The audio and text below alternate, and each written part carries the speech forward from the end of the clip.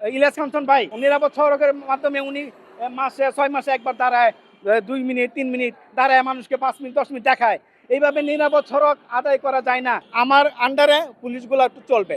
আপনি যদি সিস্টেম চালু করতে পারেন, এখনই সম্ভব যানজট মুক্ত করা। আমি চ্যালেঞ্জের মোকাবেলা করে দেখা দেবো।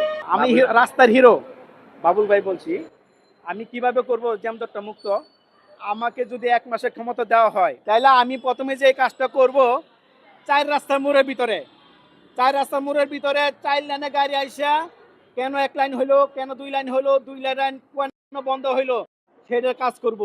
কিভাবে কাজটা করব? এখানে আমার দায়িত্ব পুলিশ থাকবে। এই পুলিশের দায়িত্ব আমার দায়িত্ব পুলিশ পালন করবে। আমি যেভাবে বলবো সেইভাবে করবে। ঠিক আছে? পুলিশের কথা অবশ্যই আমি শুনবো, কিন্তু আমার কিছু সাজেশন তাদের শুনতে হবে।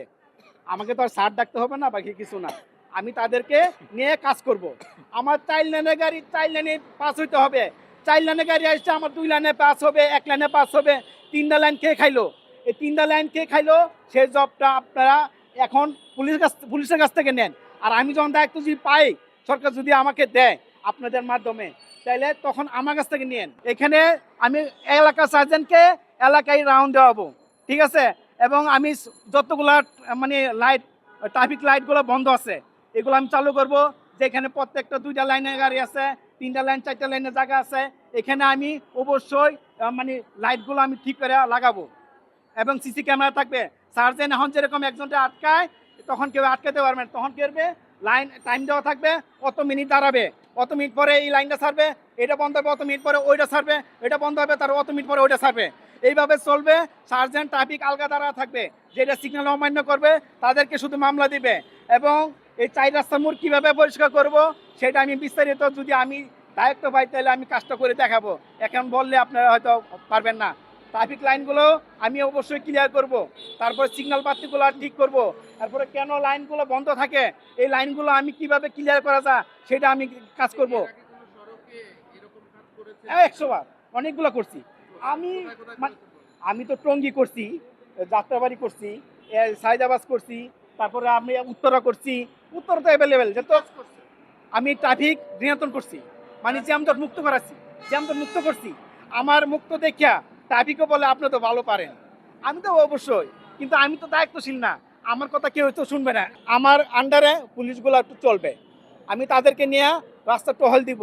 অবৈধ কাদের অবৈধ সরকার যখন চলতো রাস্তা, তখন কিন্তু রাস্তাগুলো ফাঁকা থাকতো, কিন্তু জনগণগুলো জ্যামে বসে থাকতো।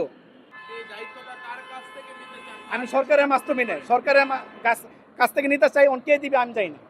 আমি যদি সরাসরি যাই, আমাকে মূল্য দিবে না, আমার ঢুকতেই দিবে না। আমি সাংবাদিক ভাইদের আপনাদের মাধ্যমে আমি ওনাদের কাছে যাইতে চাই। আমার এখানে ফোন নাম্বার দেওয়া আছে। আজকে ফোন দিলে আমি কালকে জয়েন করবো ইনশাল্লাহ। আমি বর্তমানে গাড়ি চালাচ্ছি, আমার এই যে নিজের গাড়ি নিজে চালাই। ঠিক আছে?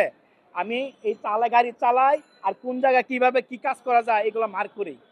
এই অভিজ্ঞতা নিয়ে আপনাদের সামনে আসছি ভাই, না হলে আমি এখানে আসতাম না।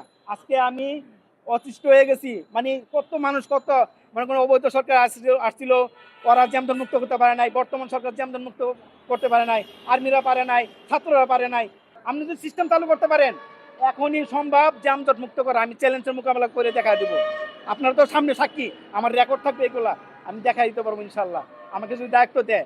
দেখেন আমি ওই যে সুপারস্টার হিরো ইলিয়াস কাঞ্চন ভাই, হ্যাঁ, নিরাপদ সড়কের মাধ্যমে উনি মাসে 6 মাসে একবার দাঁড়ায়, 2 মিনিট 3 মিনিট দাঁড়ায়, মানুষকে 5 মিনিট 10 মিনিট দেখায়। এইভাবে নিরাপদ সড়ক আদায় করা যায় না, নিরাপদ সড়কের দায়িত্ব আদায় করা যায় না। এখানে ইলিয়াস কাঞ্চন ভাইকে বলবো, আপনি ঠিক মতো দায়িত্ব পালন করেন, অথবা আপনার দায়িত্ব ছেড়ে দেন। এইভাবে সম্ভব না। আপনি এইভাবে এই যে 2-3 মিনিট 5 মিনিট দাঁড়ায় নিরাপদ সড়ক চাই, এইভাবে কোনোভাবেই সম্ভব না। এটার ব্যাপারে পরিকল্পনা লাগবে, দায়িত্বশীল লোক লাগবে, অভিজ্ঞতা থাকা লাগবে। ইলিয়াসগঞ্জ হঠাৎ করে আসলেন, হঠাৎ করে কিছু বললে কিছুক্ষণ দেখা গেলেন গা, এসব আসলে দেখানো আর কিচ্ছু না। হ্যাঁ।